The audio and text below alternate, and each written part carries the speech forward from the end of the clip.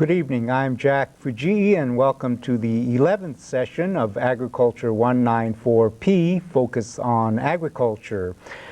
Focus on Agriculture is a one-credit course offered by the College of Agriculture at the University of Hawaii at Hilo. And we come to you live every Thursday evening from 7 to 8:30 p.m. from the television studios located in the Mookini Library here on the University of Hawaii at Hilo campus. We also come to you by way of HITS, the Hawaii Interactive Television System, and your local community service channel. This evening we have a very interesting program for you. We're going to talk about aquaculture in the state of Hawaii. For those of you joining us for the first time, Focus on Agriculture is a class to inform you about the various aspects of diversified agriculture in the state of Hawaii, and each semester we focus on a different subject area of diversified agriculture, and this semester we're focusing on various commodities and some of the various issues facing diversified agriculture in the state today. Before I go on, I'd like to make a few announcements, and if I may have the Elmo. Again, I'd like to remind you that if you need to get a hold of me, my phone number is 808-974-7393, and my fax number is 808-974-7674. And those of you on email can get a hold of me at jfujii@hawaii.edu. And of course, those of you who want to get a hold of me by snail mail, the address is 200 West Kauili Street, Hilo, Hawaii, 96720-4091. Also like to remind you to watch our Horticulture 101 Introduction to Horticulture in Hawaii, which is aired on this very same channel on Monday and Wednesday evenings from 8 to 9 p.m. with your professor, Dr. William Sakai. And also I'd like to remind you about our Focus on Hilo program this coming April 7th, Tuesday evening from 8 to 8:30 p.m. on this same channel. Dr. William Pierman, Senior Vice President and Chancellor of Hilo, will be the host, and his guest will be Dr. Don Hemis, Professor of Biology, and he'll be talking about mushrooms in Hawaii. That should be a very interesting presentation. And also, again, this year, the University of Hawaii at Hilo and the Center for Asia-Pacific Exchange will have a lecture here on the Big Island, and we will have feature Dr. Dean Neubauer, and his topics are, he'll give two lectures. One is called Tiger, the Fate of the Asian Tigers in a World of Maturing Globalization. And I guess the four tigers are Indonesia, Malaysia, Thailand, and Korea. So that should be a very interesting talk. And also his second presentation is called Old Joke, Where Does the Elephant Sit in the Room? And he has the answer wherever she wants to. And what that is about is he's going to talk about our concerns is the relation of China's economic success to that of its neighbors, its economic success in the region likely to be generalized and continue, or will China come to erode the rapid gains made by smaller, newly industrial nations? So if you're interested in Asia, please come and register. In order to register, please give me a call at 974-7393 and I'll send you the registration form. The lecture is free. It will be held on the University of Hawaii at Hilo campus in the Campus Center room 306-307, Saturday, May 16th from 9 to 11 a.m. Since we are coming to you live at approximately 8 p.m., those of you in the viewing audience, and of course those of you here in the studio, can ask questions of our guest speakers, and we will have the numbers on the screen. So at approximately 8 o'clock, please give us a call. Of course, those of you on Maui will see us on replay on Saturday and Sundays. from 7 to 8:30 p.m. on MCC TV. We hope you don't change the channel, and as I indicated earlier, we have another interesting presentation. We're going to talk about aquaculture in the state of Hawaii. My guests this evening are John Corbin. John is the manager of the Aquaculture Development Program with the State Department of Land and Natural Resources.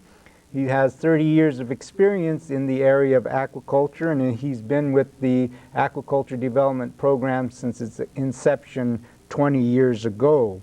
And he was also very instrumental in writing up the first aquaculture development plan in the state of Hawaii and for the nation for that matter. Joining John will be Dr. Kevin Hopkins, professor of aquaculture at the College of Agriculture here at the University of Hawaii at Hilo. And Dr. Hopkins received his doctorate degree from Auburn University, one of the foremost schools in aquaculture today. So at this time, it gives me great pleasure to introduce to you John Corbin. So John, why don't you come here and take over the class? Thank you, Jack. Thanks very much. I'm really very happy to be asked to speak to you this evening on the aquaculture industry in Hawaii. I'm going to jump right into a slide presentation because I've got a lot of material to talk about tonight. In the time allotted, I'm going to touch on 6 areas. What is aquaculture? Why is it growing in importance these days? I want to also touch a little bit about Hawaii's tradition in aquaculture as well as its modern history. Then I'm going to quickly go through some slides on current species and technologies, and finally make some comments on what the future holds for aquaculture, at least from my perspective. So can I have the first slide, please? Well, what is aquaculture? This is a widely used definition, the propagation, cultivation of aquatic plants and animals for profit and social benefit. But what does this mean? Propagation and cultivation focus on manipulation and control of aquatic plant and animal life cycles and the environment. They imply predictability and being able to produce larger quantities than can be produced in nature. Control and predictability are basic characteristics that differentiate aquaculture from the hunter-gatherer nature of fisheries. They're also, I might add, very necessary to make a business. A less complicated definition is simply aquaculture's water farming. But really, aquaculture farming is special. It's different than regular farming. Aquaculture plants have some of the world's fastest growth rates. They can, for example, double biomass in a couple of days. Fish have the highest conversion of feed to protein of all animal groups, 1-to-1 for some species. Fish are also very energy efficient, not having to fight gravity all the time. Let's see, I have... Another characteristic of aquaculture is that it's a very diverse industry. This slide shows some of the main products we're producing here in Hawaii, but aquaculture is really more than just food. Modern aquaculture, or aquaculture today, should be thought of as a broad mix of production and service activities. In addition to human food, aquaculture produces feed ingredients, aquarium species for an $8 billion aquarium industry, fishing baits, fish for stocking lakes, rivers, and the ocean, pharmaceuticals and industrial chemicals such as marine colloids that are found in paints and dairy products, and jewelry such as pearls. Though I won't dwell on it tonight, there's also an important service component to the industry consisting of research, training, education, consulting, and professional conferences. Well, why is aquaculture a diverse industry? For openers, there are about 150 species being cultured around the world. These species have very different characteristics, such as a wide range of temperature tolerances and different tolerances for water quality. There are also very different biotechnologies and market niches. Could we lower that slide a bit? Is that possible?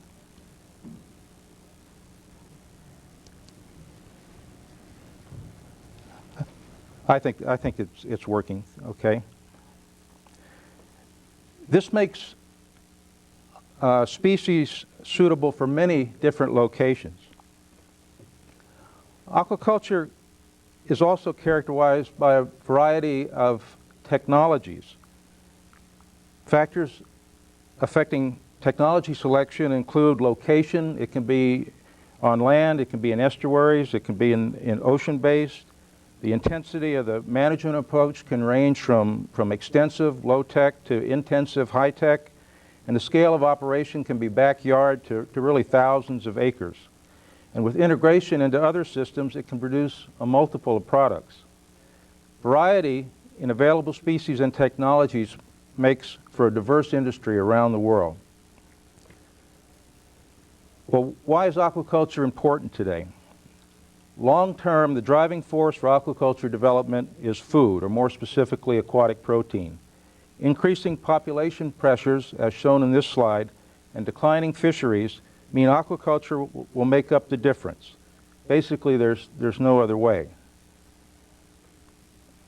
This slide shows projected demand of world seafood based on population increases and just maintaining per capita consumption at present levels.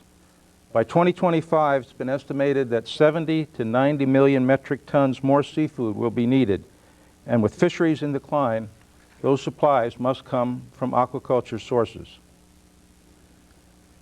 This slide shows some 1983 industry growth projections for the year 2000, which the industry has already met.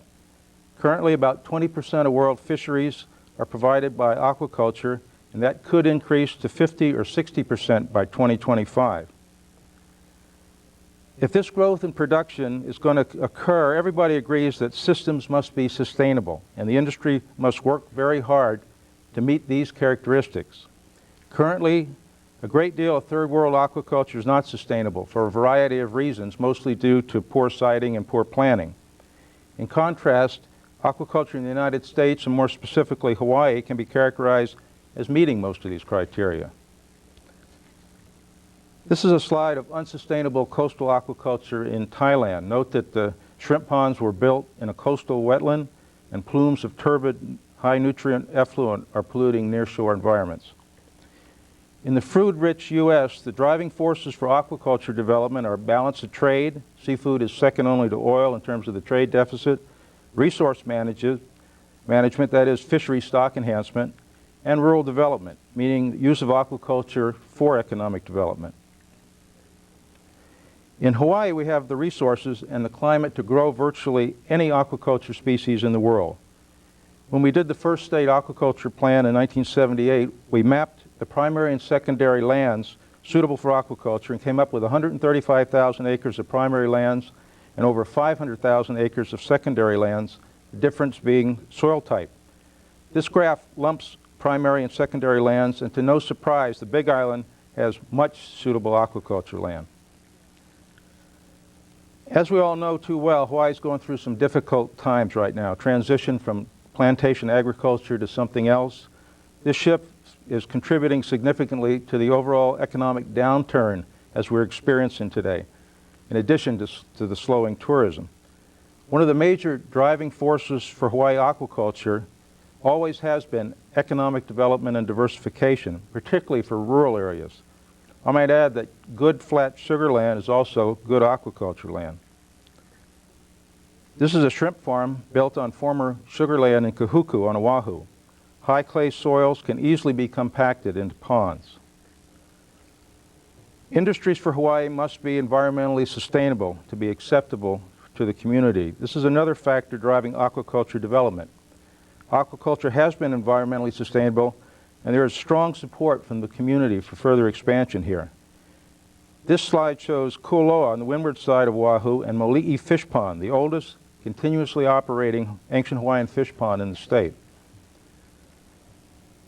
The last major driving force for aquaculture in Hawaii I'll mention is favorable seafood market situation and market trends. Hawaii consumes over 50 million pounds of seafood a year, and 70% of that is imported. On a per capita basis, we consume 3 times the national average. It's clear we love our seafood and have a very strong resident as well as tourist demand. Fresh, Locally grown products are highly valued by the marketplace. All these characteristics bode well for aquaculture development, which currently provides less than 2% of current supplies.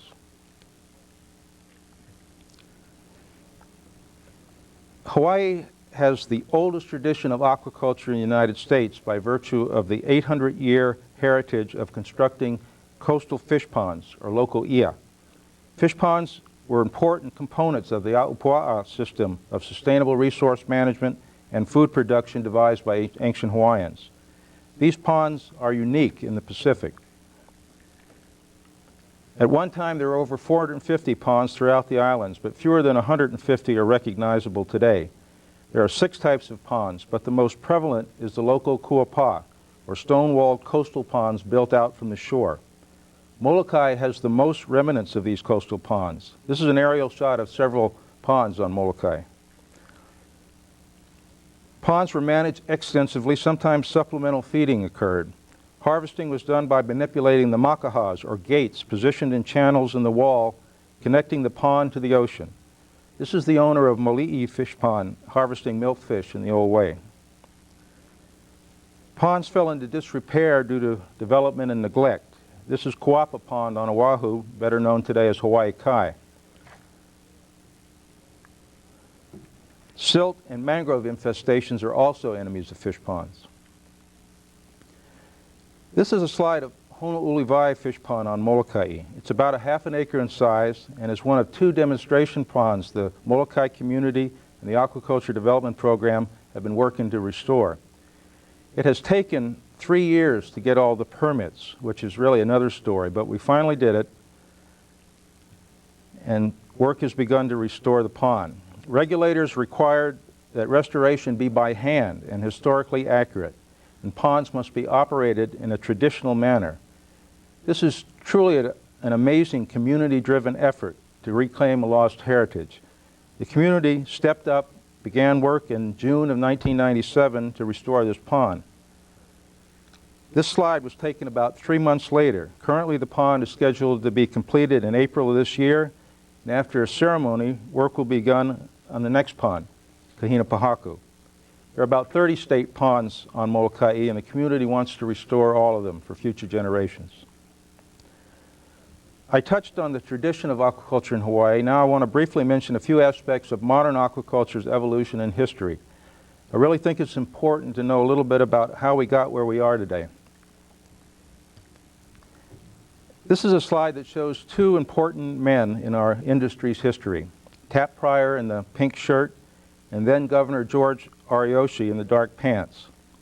Tap is often characterized as a visionary. He developed the concept of Oceanic Institute for Research and Sea Life Park as a tourist attraction where revenues for one supported the other. He also pioneered commercial mariculture. As far as I know, he gave us in 1971 the phrase Blue Revolution, which describes the coming of aquaculture. Governor Ariyoshi saw the long-term potential of aquaculture for Hawaii and made it a priority in his administration. He began the focused state efforts to develop this industry.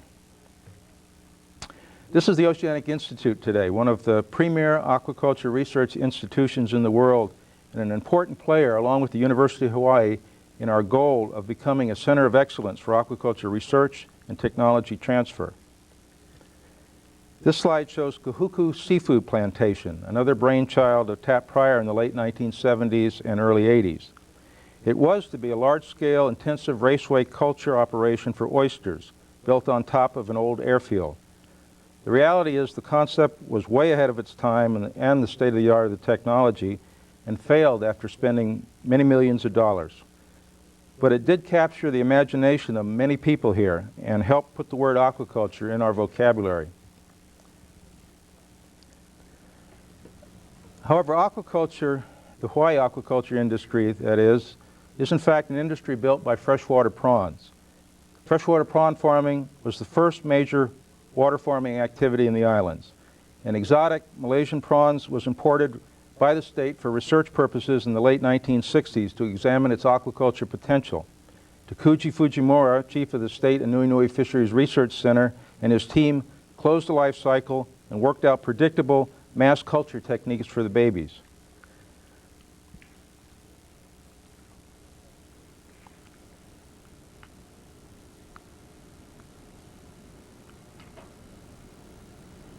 We seem to have a problem with our slides here.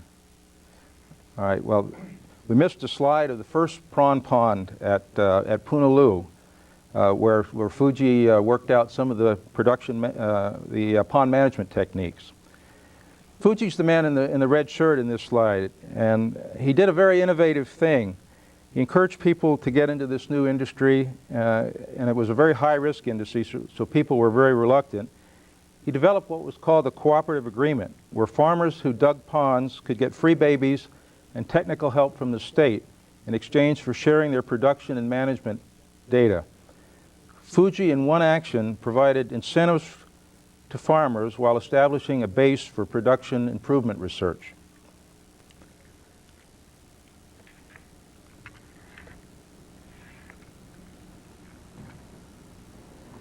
Seem to have a little bit of a problem here. Okay, here we go. Part of the cooperative agreement was provision of on-farm technical advice to farmers to help them learn prawn farming firsthand. With these efforts in the 1970s, Fujii and others, the modern aquaculture industry in Hawaii was born, and prawns were the first major crop. Many small-scale farms were constructed, and several large corporate attempts were made, namely C. Brewer and Amfec on Kauai. The small farms generally were successful, but the large-scale export-oriented farms were not successful for a variety of reasons. Another milestone in the history of aquaculture was the creation by the Ariyoshi administration and the legislature of the Aquaculture Development Program in 1979. This program produced the first comprehensive state aquaculture plan in the nation, and then was kept around to actually implement it. In the planning, land suitable for aquaculture was mapped around the state.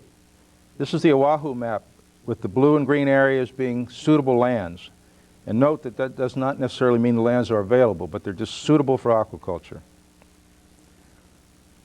The program also worked in clarifying the regulatory environment for aquaculture and produced this analysis and guide to permits. This informational approach has proved very useful and has been updated several times since then. Another smart thing that we did was hire a fish doctor, an aquatic disease specialist, to serve the emerging industry. Dr. Jim Brock is still with us and is internationally respected in the field. He gives Hawaii a competitive edge in aquaculture development. As I mentioned, one of the functions of the Aquaculture Development Program was planning. We have written and updated state plans 3 times, the most recent 1993. These are the current goal statements for Hawaii aquaculture. They're dual goals of production of selected products and a center of excellence for research and technology transfer activities. Historically, we've always thought of aquaculture as a dual sector industry with strong synergy between sectors. Simply, our long-term strategy is to optimize the mix of these activities for statewide economic development. That's not easy, though. There are some constraints, as we all know. Most of these constraints have been with us since 1979 in one form or another. Excessive regulation and poor business climate are foremost in the minds of farmers today. But also, more technical assistance and applied research to remain competitive are close seconds.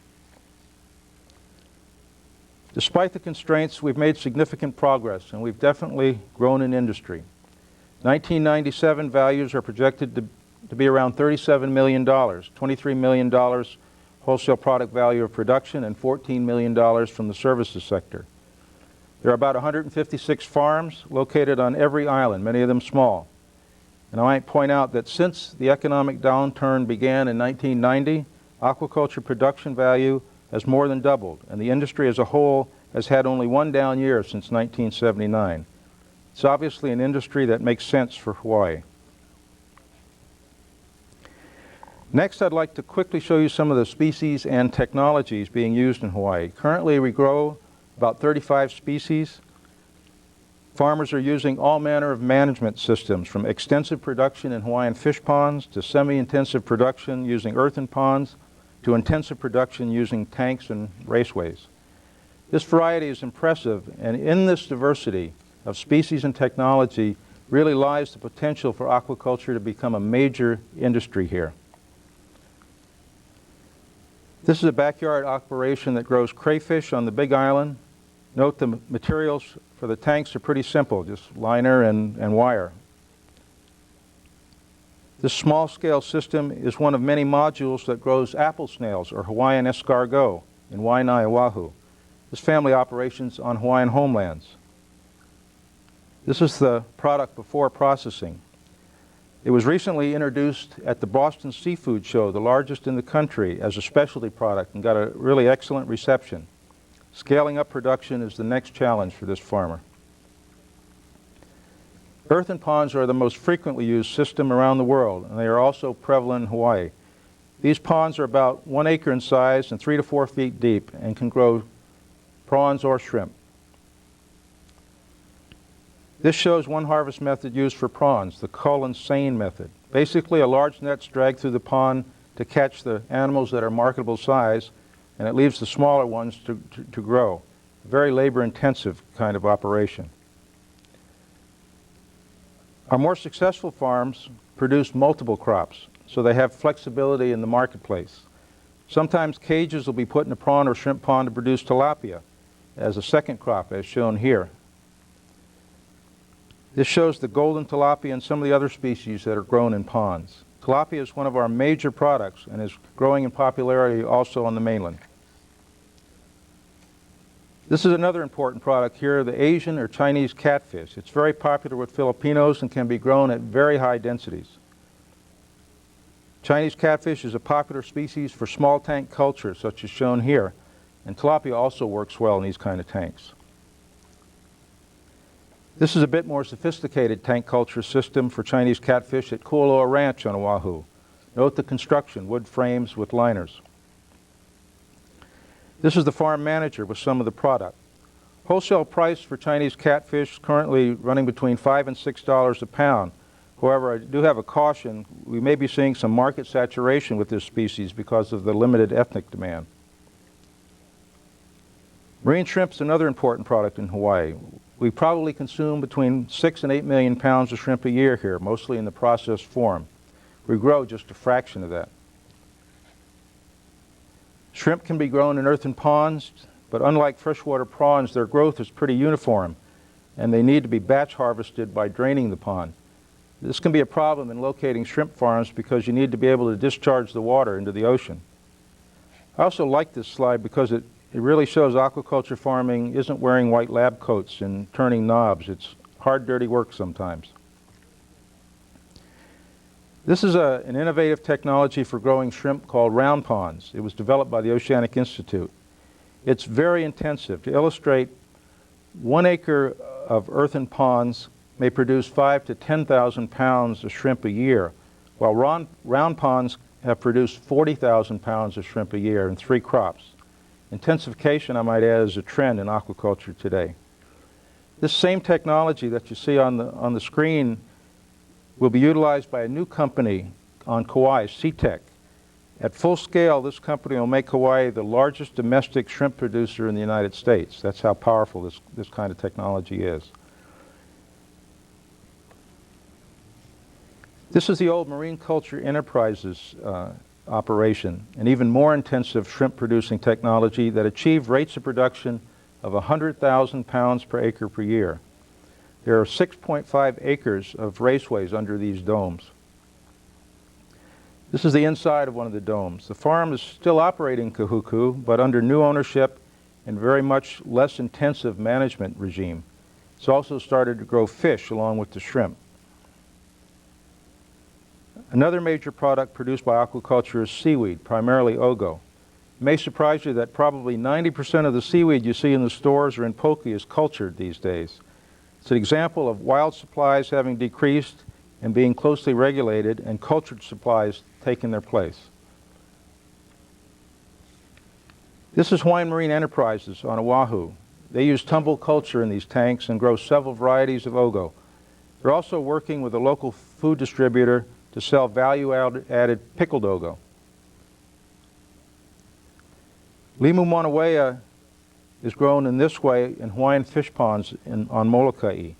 This is a very successful community-based project that also has developed several value-added products, ogo salsa and ogo kimchi. This, of course, is the Natural Energy Laboratory of Hawaii Authority in Kailua Kona. I understand the people on the Big Island know it as the OTEC facility. Actually, it should be known these days as the Aquaculture Facility because it's the home of 16 aquaculture research, education, and commercial projects. For those of you who don't know, NELH is a state-sponsored research incubator and commercial park that brings deep water from 2,000-foot level and as well as warm surface water onto land for research and commercial development purposes. There's no other facility like NELH in the world today. This is Royal Hawaiian Sea Farms at NELH that grows ogo for local consumption and export. This slide shows Cyanotech, the world's largest producer of spirulina, a microalgae used for health food. Cyanotech is NELH's most successful tenant and exports its processed product all over the world. Cyanotech uses long, shallow raceways that are circulated by paddle wheels like this one. It's basically a 24-hour, 7-day-a-week microalgae factory. This is a slide of the dried spirulina product. This shows the retail product, which is marketed through health food stores, among other places. The company is also moving to diversify and use its state-of-the-art raceway technology to produce another algae for a natural food coloring pigment used in animal feeds. NLH also supplies most of the lobsters served in Hawaii through a company called Conoco Lobsters. Lobsters are imported from Maine and reconditioned here before they are sold locally and in Asia. The company also cultures lobsters on site. This slide shows the Japanese flounder, or harami, that is being grown at NELH by Uejima Fisheries. This very expensive fish for sashimi is sent to markets in Hawaii and on the mainland. Flounder are grown in cement tanks like this one. Fish are light sensitive, so the tanks must be covered.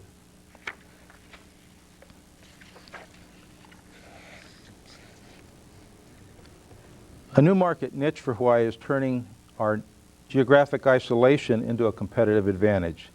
Pictured here are some shrimp larvae. Shrimp producers around the world are being devastated by virus diseases transmitted by infected shrimp larvae.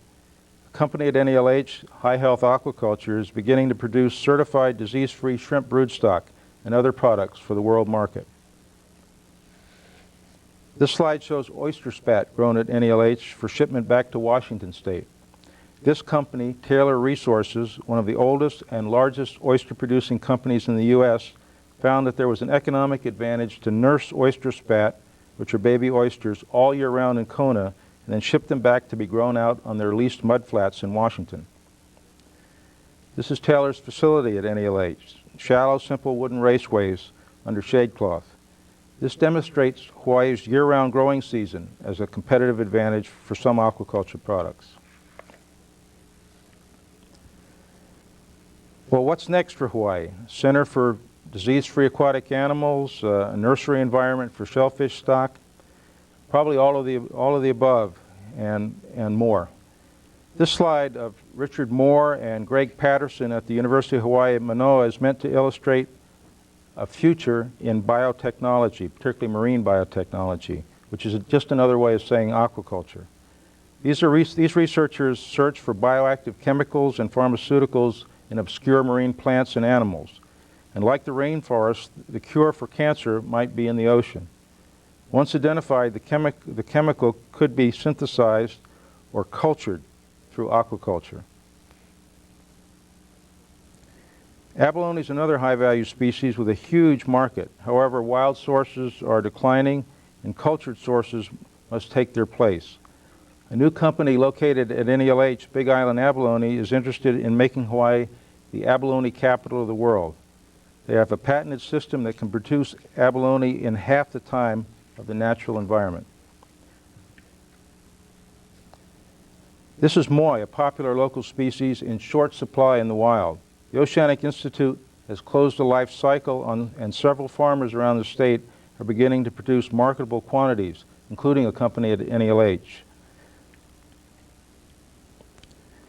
One sector of aquaculture that we believe Hawaii has a true major competitive advantage is aquarium species, particularly marine species. The aquarium industry is roughly an $8 billion a year industry when you add in the tanks and the filters and all of that. It's projected to grow about 10% per year for the next 10 years. This slide shows freshwater aquarium species, which compose about 90% of the industry today. Again, wild supplies are being curtailed because of concerns over conservation, and cultured supplies must take their place. Hawaii's greatest potentials are in developing technologies for popular marine species, though. In addition to the potential for export sales of a high-value product, aquaculture could produce fish to restock depleted reef areas. Research at the Waikiki Aquarium has shown that many coral species can be cultured also. This presents the opportunity for sale to marine aquarists and also for reef habitat restoration as well. These are pearl oysters in a lagoon in Tahiti.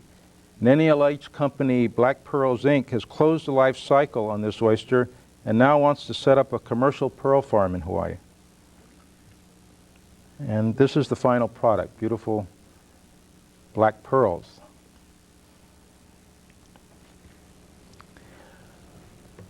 Well, what's the next frontier? The next frontier for Hawaii aquaculture will be moving offshore and into the open ocean. This slide shows nearshore cage culture in Japan. Open ocean cage culture is commercially viable in Norway and other places, and technology is available just off the shelf. Currently, the state legislature is considering amending Hawaii's ocean leasing law to allow commercial mariculture, and a federally funded demonstration project is being planned by UH, the Oceanic Institute, and the state. And this is my last slide. This is an artist's conception of a floating OTEC plant. OTEC brings cold, deep water to the surface and generates energy through heat exchangers. Well, what does this have to do with aquaculture? And actually, in the future, it may have quite a bit to do with aquaculture. Hawaii scientists in a project called Upwelling 21 are currently conceptualizing systems where large OTEC plants bring up nutrient-rich deep water to the surface, and those nutrients are turned into food protein through some sort of aquaculture. This would be a massive scale, and it could turn a barren tropical ocean into a garden by propagating and cultivating aquatic foods, really in the largest pond that we know, the Pacific Ocean. Now, perhaps this is a fanciful concept, but I assure you that the technologies are almost available. The idea serves to make an important last point here. Right now, aquaculture is a subset of world capture fisheries. But in the next millennium, with seafood being supplied by aquaculture, with more fish stocks dependent on hatcheries, and with the barren ocean being turned into a garden by OTEC, fisheries may well be a subset of aquaculture. I'll stop there, and it's my pleasure to introduce our next speaker, Dr. Kevin Hopkins from the University of Hawaii at Hilo. Thank you very much. Thank you, John. Okay. After watching the presentation by Mr. Corbin, I assume that you're all suitably excited and are interested in learning how you can find out more about aquaculture. And for you, those of you teachers out there who personally can't do it, maybe you can encourage some of your students. So basically, I'm going to talk about aquaculture programs here at UH Hilo, a little bit narrower topic, but one that I'm also very excited about. And I guess I'll just get started now with some slides.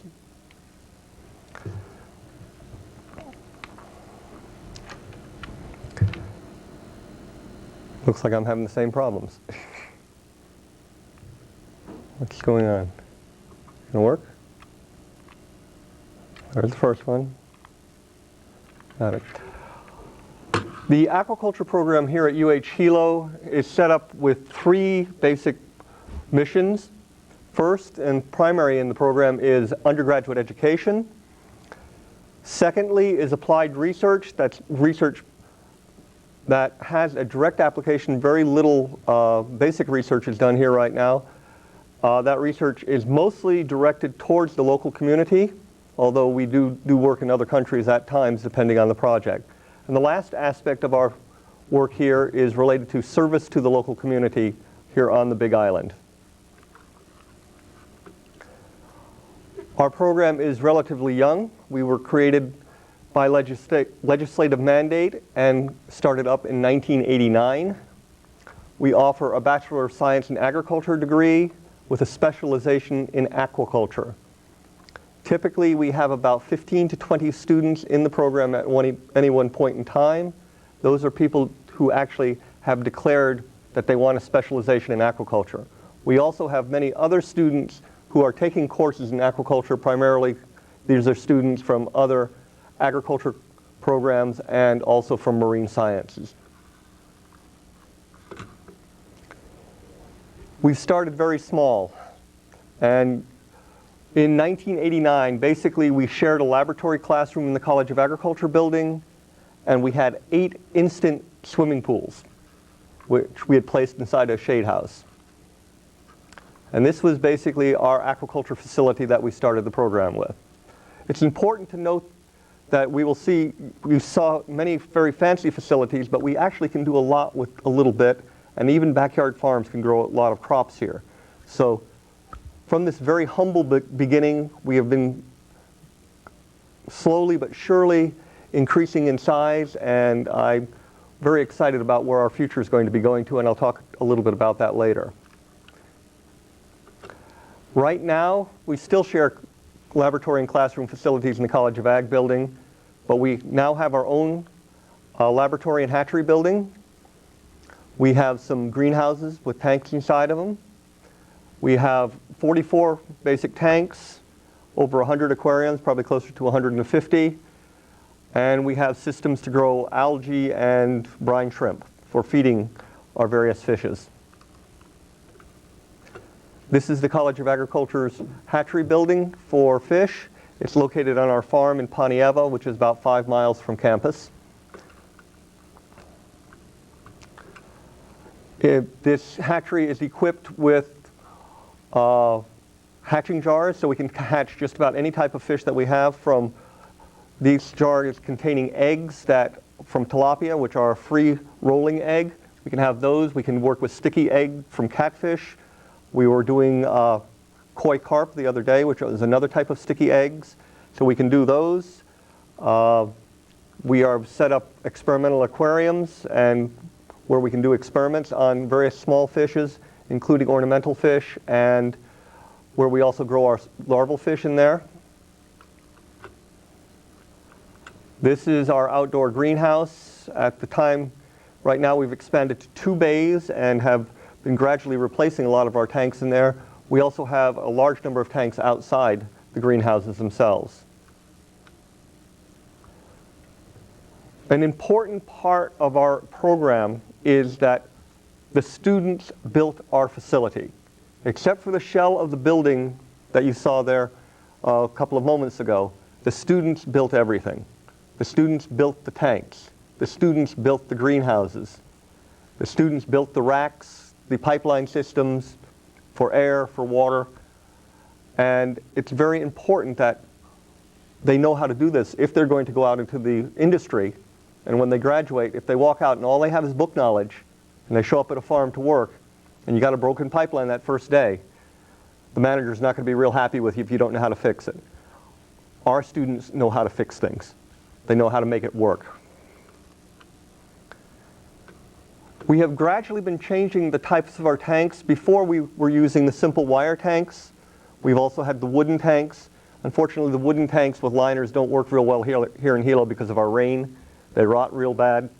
Where in some places they've gotten them to last 5, 6, even 7 or 8 years on real dry locations. Here, at 2.5 years, they're shot. So gradually we've been changing over to tanks built by a company from Kona that we hope will now last for about 20 years. And it's an example of these new tanks completely made out of plastic, freestanding. Our teaching philosophy in our program is that we have individualized attention. All of our classes have a maximum of 16 students in there. Two reasons for that. One is our classrooms only hold 16, but secondly, that is a number that we can work with. That's the number that I can know the names of everybody there, and we can talk to everybody, and they can talk to me. It's not like a big lecture situation. Secondly, our program emphasizes both basic and applied sciences. That means that our students must learn about the general things like chemistry and math and physics and the basic biology, but also at the same time, we expect them to learn the very applied things, like how to grow to fish, how to operate tractors at the farm, how to do basic maintenance. Those types of things are in there. And we emphasize what we call experiential learning through laboratory and field work. All of our courses require both lecture and laboratories. We don't just have lectures alone. Another thing that separates our college apart from many colleges is that in most colleges, fisheries was what we call the father of aquaculture. So the aquaculture programs came out of the fisheries programs. So the emphasis there starts with fisheries and the basic biology emphasis there. Our program emphasizes the applied aspect of it. We came out of agriculture. We looked at aquaculture is just another farm enterprise. And that in many cases, in freshwater situation particularly, aquaculture should be integrated with the other farm enterprise. So what this means is that our students draw on the long expertise that has been developed in the agriculture industry. It also means that we have included aquaculture in all the other agriculture courses where it's appropriate. So our students that learn about animal nutrition also learn about fish nutrition. And similarly, our aquaculture students learn about animal nutrition. And what this also means is that we can utilize our staff much more efficiently. Basically, our program is set up with, we have about 1/4 of our curriculum is in the aquatic sciences. About a little bit more than 1/4 is in agriculture courses. These are general agriculture courses such as mechanization, farm management, which is basically economics and business management of farms, nutrition, feeds and feeding, breeding. We also have, then the rest of our program is primarily what you would call the general education type courses. So about half of our program is aquaculture and agriculture, with the other half being general education. What do we grow at our farm? We grow a lot of different things, but only a little bit of each. And basically we grow these so that our students have experience with these various species. We grow tilapia, Clarias catfish, koi carp. We grow Russian sturgeon. I'll talk more about that a little bit later. We grow ornamental fish. We grow water plants. Most people don't think about water plants as being part of aquaculture, but it's actually a fairly lucrative business for those who can get into it. We grow microalgae, primarily to feed other organisms. We grow brine shrimp, which are little tiny shrimp that we feed to other things. We work with some of the private farms in growing Penaeid shrimp. Those are the marine shrimp, and we also grow freshwater prawns. Basically here we have worked with two types of tilapia.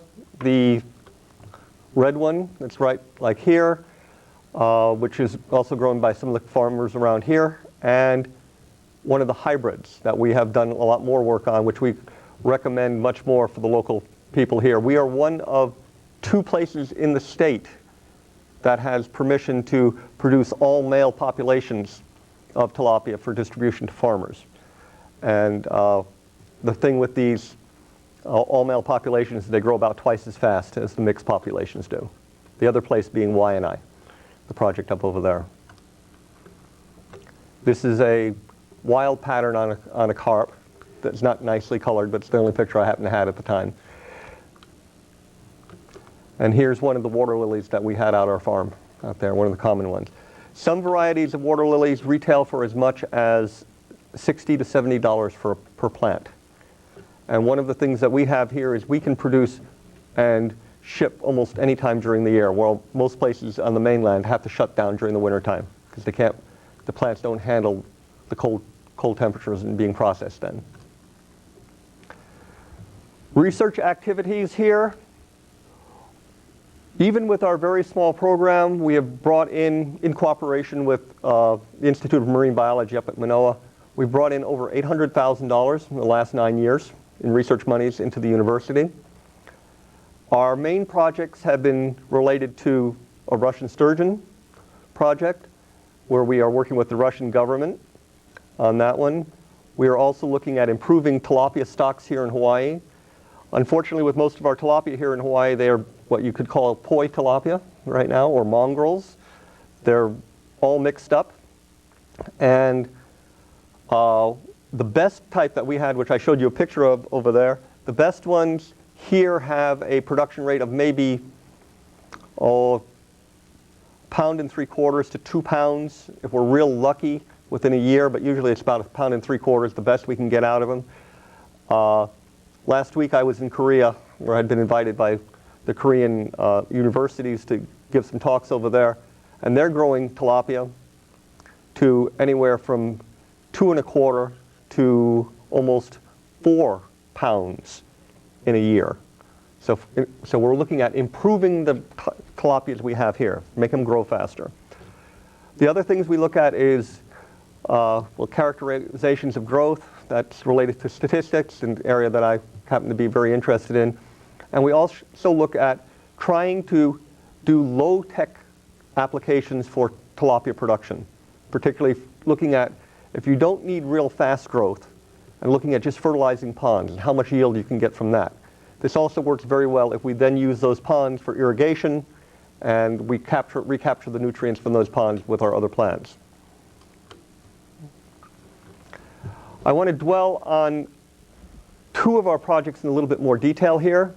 The Russian sturgeon project had 2 goals. First goal is to set up a gene bank for these fish. In Russia, the fish are being badly overexploited and may become endangered. In fact, they're threatened, if not endangered, most of them right now. Both from overfishing and from pollution.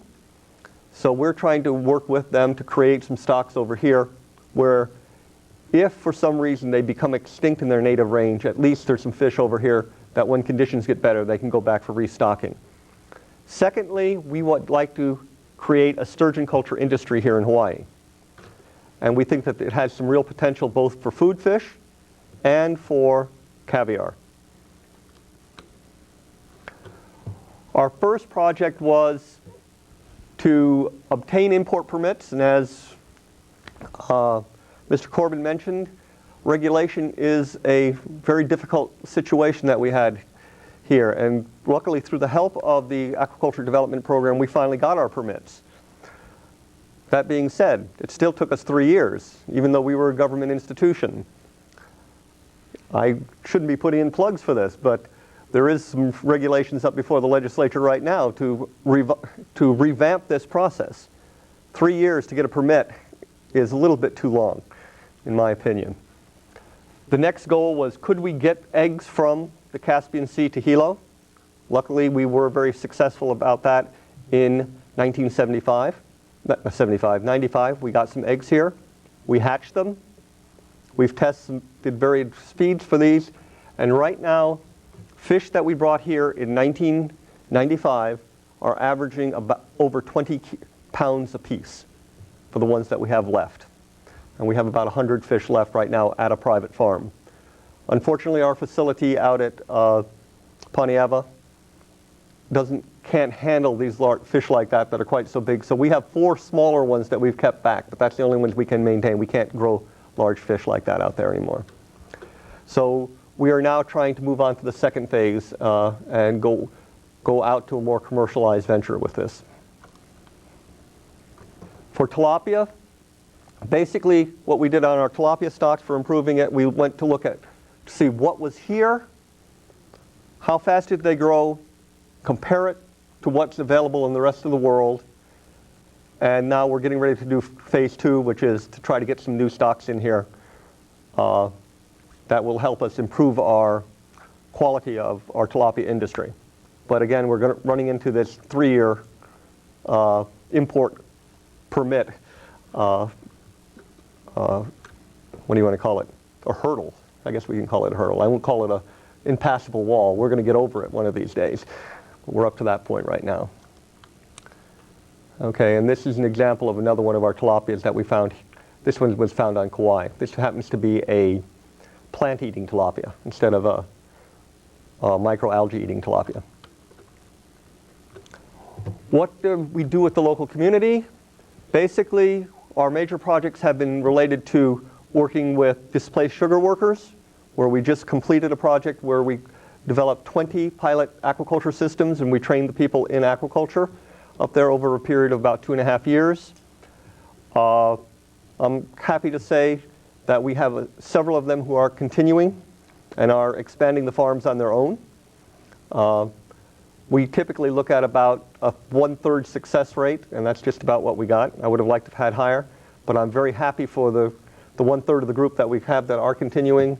They're growing various things, but primarily tilapia, catfish, and we also have some people now doing ornamental fish on there. We work with the Native Hawaiian, Gifted and Talented Native Hawaiian program here just about every summer. We do aquaculture programs for Hawaiian children. We also produce seed stock for local farmers. We have to be careful with this one, is we basically try to be the producer of last resort, meaning we don't want to compete with the local farmers who are producing seed stock for sale, because we want to encourage the industry. But if they cannot meet demand, we will usually step in and we'll meet demand if they can't do so. Things that are happening that are very exciting for us coming up right now. First and foremost, we're developing a new center called the Pacific Aquaculture and Coastal Resources Center. This is a cooperative project with the County of Hawaii, the Aquaculture Development Program, and the university, and of course the University Sea Grant Program. And in this one, we are converting the old sewage plant in Keaukaha, which is down by the Hilo port, into an aquaculture and marine science facility. Okay. What will be developed there are wet laboratories, a hatchery for shrimp and fish. We're primarily going to be working with marine species and nearshore species such as moi, mullet. Also, we're going to be hopefully doing some of the cage culture work with big eye tuna is what we're looking at there. That project is going to be developed over probably about 7 years, given the history of getting funds. And we're probably about halfway through getting the funds for the first phase. So we're working on that one, doing a lot right now for the project. A couple of other things that are happening here in aquaculture, and that is the last slide that we have. A couple of other things that are coming up that are very interesting for us in terms of aquaculture is Oceanic Institute is working with the university here. Oh, sorry, looking at the wrong camera. Oceanic Institute is looking at building a feed mill for aquaculture feeds down at the UH farm facility, and so we're very excited about that. And hopefully that will be in within a year or so. And also we are looking at trying to create a number of courses with institutions around the world using the internet for teaching aquaculture. And I think that's basically about where I need to finish up, because it's just about 8 o'clock, and I'll turn it over again to Dr. Fujii.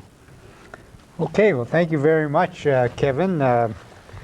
We're really proud of our aquaculture program here at the University of Hawaii at Hilo College of Agriculture. And of course, if you know of anyone who is interested in aquaculture, not only for the production side, but also for training to go into the service side, we have very excellent hands-on program, as Dr. Hopkins mentioned. For those of you who just joined us, you're watching Focus on Agriculture, Agriculture 194P, and we are coming to you live this evening from the television studios located in the Mookini Library here at the University of Hawaii Hilo campus. And we've come to that portion of the class where those of you in the viewing audience, and of course those of you here in the studio, can call in and ask questions. And I believe the numbers are on the screen. The numbers are 974-7726, 974-7727. And of course, those of you on the outer islands, you can call us collect at 961-9046. So, if you have any questions this evening, we're talking about aquaculture in Hawaii. We have with us this evening John Corbin. He's the manager of the Aquaculture Development Program with the State Department of Land and Natural Resources. He has over 30 years of experience in the area of aquaculture and has been with the ADP for the past 20 years. And also we have Dr. Kevin Hopkins of the College of Agriculture at the University of Hawaii Hilo. We do have a caller, so will the first caller let us know where you're calling from, and go ahead with your question, please. Hello, you're on the air. Yes, go ahead. I'm calling from Hilo. Yes. And I heard that they use the effluent from the pools for irrigating some of their crops. What do they do? Okay, Kevin, you want to answer that? Go ahead, Kevin.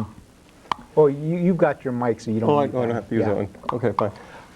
What we hope for basically when you set up your systems for irrigation is you can just take, for like some of it simply is you can just dip water out of your pools and just irrigate directly, dump it on your plants. Or more commonly it's done is when you drain pools, you drain them into some type of holding pond or something like that and let the large material settle out, and you take the fluid at the top and either pump it through your irrigation system or let it flow out into it through furrow type irrigation.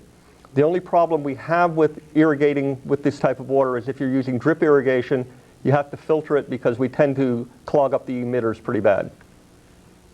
Does that answer the question, Hilo? Yes, I'd like to continue with another question. Sure, go ahead. Are there any particular plants that they use that for, or is it for everything? Okay, who wants to answer that, Kevin? Here in Hawaii, we haven't done too much work with it, but I know they were using it for growing tea leaves down at Makuu. They had some of the nicest tea leaves that I'd ever seen being grown down there with it at Makuu Aqua Farms before. We've used it for a lot of different crops, but in general, I really don't know of much that it won't work with. Like I'm saying, basically the consideration is not so much the crop, it's what type of irrigation system you're using. Okay, final question. Sure. I'm sure this is just freshwater effluent. What happens to the seawater? Do you recycle it or something? Right now, we don't have a seawater facility right here. Most places that have seawater facilities can run the seawater effluents through. It should be usually settled first, and then you run it through. You can take the clear water that comes off the top and discharge it back into the ocean or through percolation pits. Or as we're planning to do is to actually we may be looking at a salt marsh eventually if we get to a large enough operation where we have a large volume of effluent that we must deal with. Thank you. Okay, thank you for calling from Hilo, and I don't think we have any callers at the present time. You're watching Focus on Agriculture, a one-credit course offered by the College of Agriculture at the University of Hawaii Hilo, and we're talking about aquaculture. And we have two of the experts in the state of Hawaii on aquaculture, Dr. Kevin Hopkins of our College of Agriculture at the University of Hawaii Hilo, and John Corbin, who is the manager of the Aquaculture Development Program at the University of Hawaii Hilo. I mean at DLNR. I'm trying to push the University of Hawaii Hilo too much here tonight. But if you have any questions regarding aquaculture, either tropical fish or fish production for food, please give us a call. I just might add that the Board of Regents at its last meeting in March, as Kevin indicated, approved the, in principle, to go into agreement with the University of Hawaii to establish the Oceanic Institute feed mill research project. And part of that project is to construct a $1.5 million feed mill facility, which is a state-of-the-art facility on the university farm, which the University of Hawaii Hilo College of Agriculture can also use for research purposes and for teaching purposes. So we're very excited about the board approving that particular agreement. We do have another caller, so will the caller let us know where you're calling from, and go ahead with your question, please. Yes, I'm calling from Hilo, and unfortunately, at the time when that was mentioned, our reception was pretty bad. But I was surprised to hear escargot mentioned. Yes. And because it didn't seem aquaculture really to me. well, they're grown in water, so anything that's grown in water is considered aquaculture. But do you have a particular question? Yes, there seems to be a, well, let me say, infestation of escaped large snails. And I was wondering whether there's any way that one could put those to any kind of farming commercial use. John, do you want to answer that question? Yes, I can try. Let me address the escargot question first. I think escargot, in terms of the French restaurant cuisine, is a land-based snail. The snail that we're referring to as Hawaiian escargot is an aquatic snail, hence we can claim it as aquaculture. In fact, the farmer that's growing them in Waianae is working with farmers at Keanai on Maui, who are harvesting snails from taro patches. And of course, they're pests in taro patches. They're putting them in aquaculture facilities near the taro patches to clean them up, and then they can be shipped to the Waianae facility for processing and sales. So if you have a sufficient volume of snails, there's an incentive, in fact, to collect them and perhaps sell them. Yeah, I mean, my question comes from, I see them more as a pest than anything else, and came across this large, well, to me, large amount of big snails. I was wondering, what are these snails doing here, and shouldn't they be gotten rid of, basically? Are you talking about the large land snails? Yes. Yeah, that's the African snail. And unfortunately, that's a serious agriculture pest. And there's also another brown snail that was found on, I guess, several years ago in the Waimea area, which is a potential threat to a lot of the vegetable farms. And I'm not too sure whether those particular species are used for escargot or not. Maybe, John, do you know what's the difference between the land snails versus the aquatic snails in terms of use in escargot for restaurant use? Yeah, I'm afraid I'm not that much of an expert on snails. I think the giant land snails that we have here in Hawaii, though, are generally not eaten. They're not the same species as the land snails that are eaten for escargot. I would say that.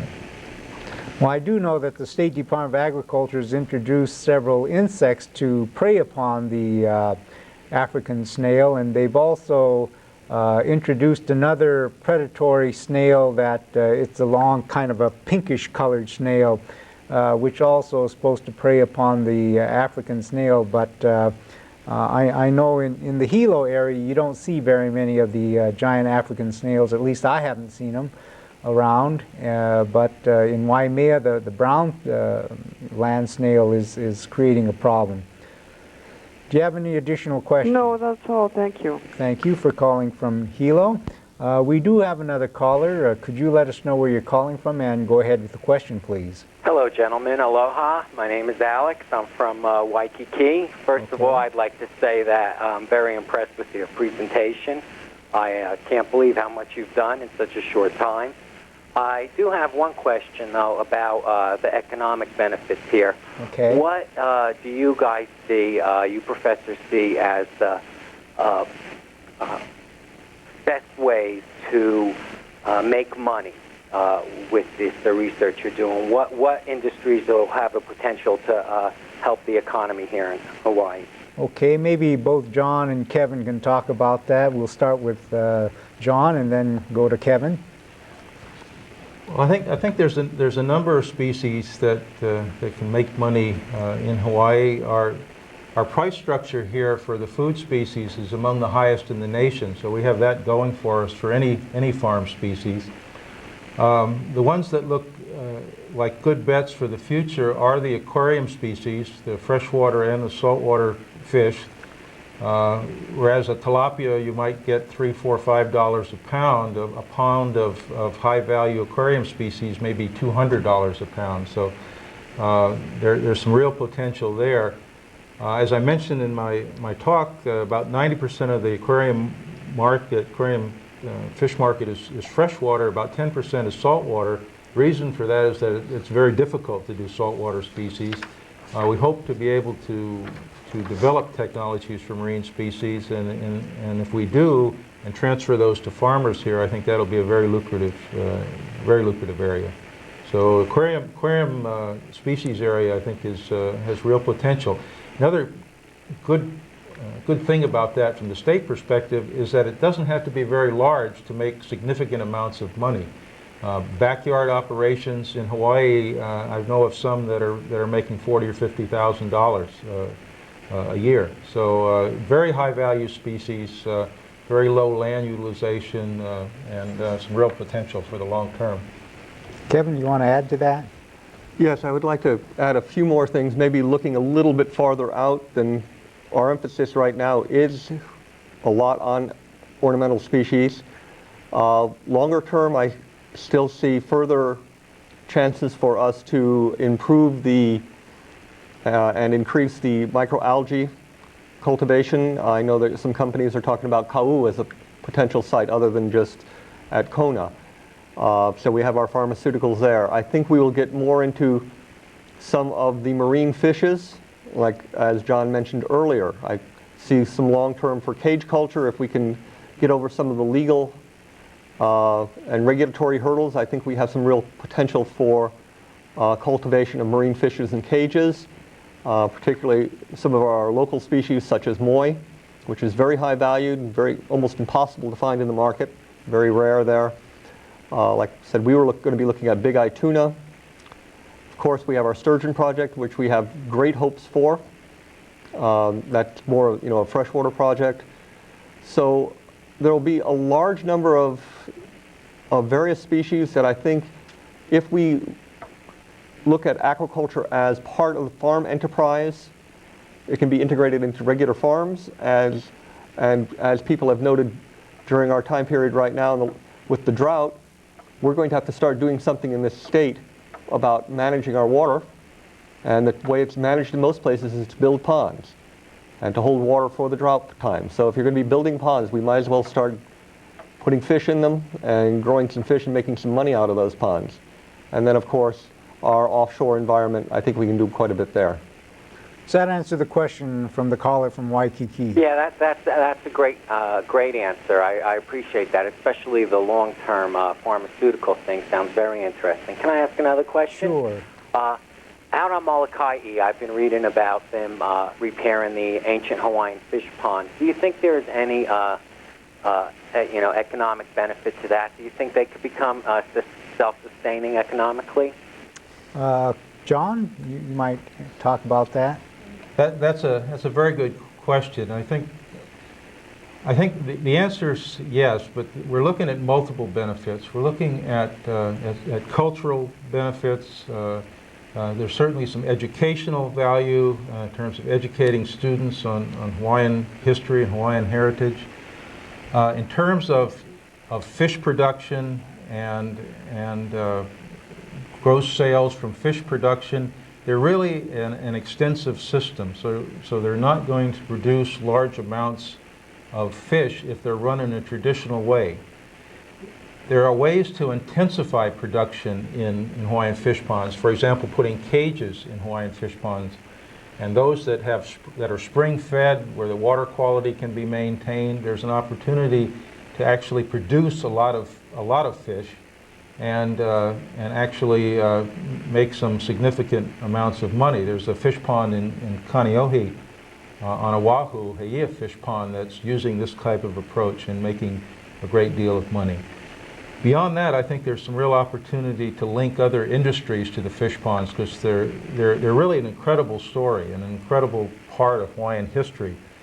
And I think linking education-based tourism to fish ponds and that sort of thing can add to the revenue-generating picture, the real money-generating picture for fish ponds on Molokai, if the community wants to do that. Okay. Before I go, I would just like to say just one more time, gentlemen, how very impressed I am with your program. And I do think that the education is so important here, especially in these types of things. Hats off to you. You guys are doing a wonderful job. Again, mahalo very much. Well, thank you very much for your kind words. We really appreciate that. We do have two callers on the line. Will the first caller let us know where you're calling from, and go ahead with your question, please? Dr. Fujii? Yes. This is your friend. Oh, yes. Hi, Haruso. You know, the Big Island is noted and it's never been really fully exploited. That's their volcano and the big game fishing. And, you know, so far, I've never heard of anybody trying to make sure that our marlin, you know, all our big game fishing won't become extinct like the sturgeons, like, you know, that you're making a study on. So I'm pretty sure that the panel, somebody already have made some studies on making sure that our marlins, big marlins, and our ahi or whatever kind of big game fishing, that those fishes don't bring money to the state of Hawaii. It's people who bring money to the state of Hawaii. And your volcano is attracting a lot of tourists and visitors to the Big Island, as well as the big game fishing people. And those people are the ones that has all the bucks. Now, you people in the Big Island better make darn sure that the volcano, I don't think you'll run out for quite a while. But how about you, marlin? You better take care of that marlin and the ahi. You folks making any studies on that, on how to keep that marlin sustainable for whatever little time that you need them to make all the money that you're making from the visitors that come down here to fish? Okay, John, you want to handle that one? That's a good question. I think what you're getting at is can aquaculture help by producing baby marlin or baby tuna? Right. And in fact, people around the world are actually looking at that. They're looking at culturing bluefin tuna, for example, which get huge. They get to 1,000 pounds. There's an operation in Australia that catches baby bluefin tuna and puts them in net pens and grows them out to 400, 500, 600 pounds. So I think that technically aquaculture could make some inroads on some of the game fish species. I think they'll be very difficult. I might add that the facility that Dr. Hopkins talked about earlier at the sewage treatment plant has some very large cement tanks, and there are researchers at the university that are looking at using those tanks to do some tests on tuna and some of the big pelagic species to actually keep them and culture them with those tanks. So you may have some research going on right in your backyard fairly soon. I hope you folks make sure that our marlins and our tunas don't become extinct, and because I've never seen a baby marlin, or those pictures of any baby marlins, and nobody even studied how they propagate and so forth and so on. So I'm very curious, and I hate to see marlin disappear from the state of Hawaii, because those fishermen with the big bucks are spending a lot of money in Kona, and that's all the people come to go to Kona for. Besides, the weather, they're talking of fishing, big time fishing. So let's keep that marlin sustainable from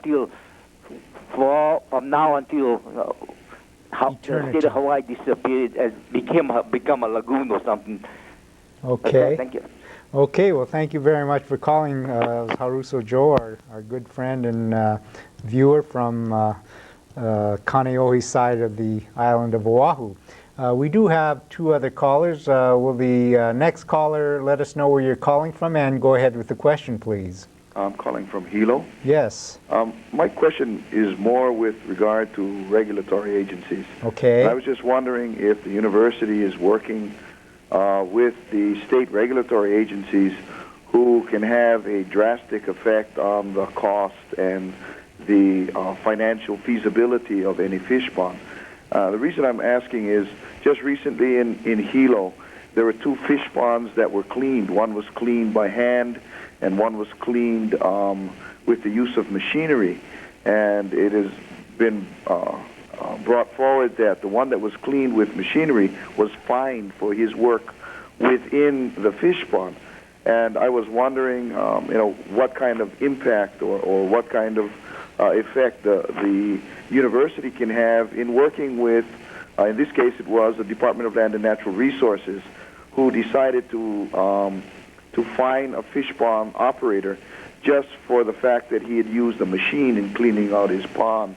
Are there ways of helping the fish pond operators get around these kinds of situations? I guess in order to do that, there must be a law, and in order to change it, you have to change the law, and therefore you would have to talk to the legislators, and they're the lawmakers. So correct me if I'm wrong, John, but since it is law, then the DLNR is a regulatory agency, so they have to follow the law.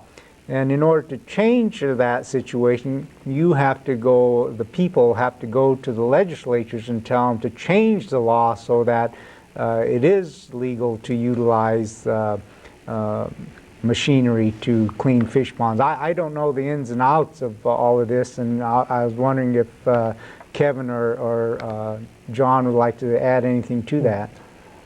Kevin? Well, I'll just add a little bit, and I'll actually then turn it over to John.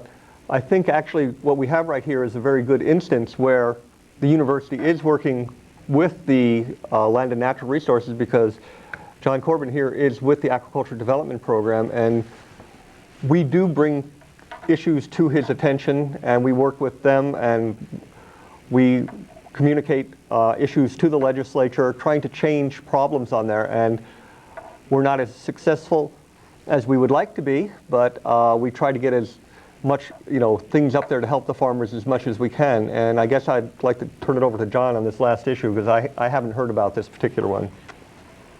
Yeah, I haven't heard about it either, but if the fish ponds are these old Hawaiian fish ponds, these ancient Hawaiian fish ponds, we have made some progress in streamlining permits for those, mostly on Molokai, but we hope that those lessons learned will be expanded to the statewide. On Molokai, the department was able to do some master permitting and had 29 ponds permitted at one time for the Conservation District use application. The Corps of Engineers, which is a federal permit that deals with fish ponds, is also doing some master permitting, and we should have 20 or 30 ponds that have most of the permits in place by virtue of this master permitting. I think there's a lot more that can be done on permitting for Hawaiian fish ponds, and as Dr. Fujii says, it's a matter of working with the legislature and pointing out that the permitting is really restricting people from preserving the ponds. The theme in the Department of Land and Natural Resources for Hawaiian fish ponds is preservation through productive use. You can preserve the historic nature and the cultural nature of the fish pond if you use them and let people take care of them, and that's what we're trying to do. But there's a lot more that needs to be done in the regulatory area, a lot more. Is your department working to try to clarify this? in this situation, they had three governmental agencies. The county, through its planning department, which was in charge of the shoreline management area. They had the Army Corps of Engineers, which was involved in the Department of Land and Natural Resources. And this poor fish pond operator was able to get clearance from the county, get clearance through or a waiver from the Army Corps of Engineers, but ran smack dab into the State Department of Land and Natural Resources. And it was basically because he had used the machine. And they won't define what a machine is. In other words, can you use a weed whacker? In this case, he actually used an excavator. And what happens in a lot of the fish ponds here in Hawaii is that California grass grows over the top, and that has to be removed so that you can get more of a pond area. You can get more sunlight down, and you can grow the algae that feeds the mullet, especially in this situation. And by using an excavator, all of a sudden he found himself in violation, and not realizing that he had done that was fined. And for me, this is a situation where if we're going to encourage aquaculture, then somebody along within these agencies has got to become aware that, to me, this type of reckless enforcement is not enhancing the future of aquaculture at all. I'd be interested in knowing, personally knowing about this situation, because within the Department of Land and Natural Resources, my program has been tasked with facilitating fish pond restoration, and I'm not aware of this incident that you're describing at all, and I'd like to become aware of it. The Waiahole Fish Pond down in Keaukaha in Hilo. John, maybe you might give your phone number, and I have two other callers, so maybe the caller can call John up. Yeah, please give me a call. It's 587-0030, and I'd be interested in learning more about this situation. Maybe we can help. Thank you, Mr. Corbin. Thank you very much for calling from Hilo, and we have about another 2 minutes, so will the next caller quickly ask the question and let us know where you're calling from? Yes, I'm calling from Kona, and many of us over here in Kona are very concerned with the depletion in the tropical fish along our Kona coast. And I wanted to know from the researchers if they felt that aquaculture would be possibly going to save our yellow tangs, our Moorish Isles, etc. John, you want to? Well, I think very definitely aquaculture has a role to play in resource management of the tropical reef species.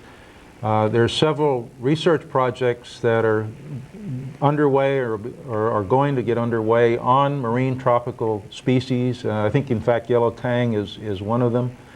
The concept is that you can produce baby fish and put them out in the ocean, and they have a very high survivability beyond what the natural stocks can produce. So, I think aquaculture is one tool, not to take away from resource management and enforcement and voluntary compliance, those kinds of areas, but aquaculture is one tool that can be used to enhance the reefs, and you should look at it as that. Do you feel that your research will happen quick enough to save many of the species that are being lost? Well, that's a tough question. Closing the life cycles for many of the marine reef fish is a very tough job, and it's tough because they have very small eggs. John, I'm going to have to cut you off. Okay. I'm sorry, we've run out of time. I'd like to take this opportunity to thank John Corbin from DLNR joining us this evening, and also Dr. Kevin Hopkins from the College of Agriculture. Next Thursday evening, we have a change in our schedule. Unfortunately, C. Brewer won't be here. We'll have Dr. Francis Z. of the U.S. Germplasm Laboratory. And so we hope that you'll join us next Thursday evening. This is Jack Fujii saying thank you for watching.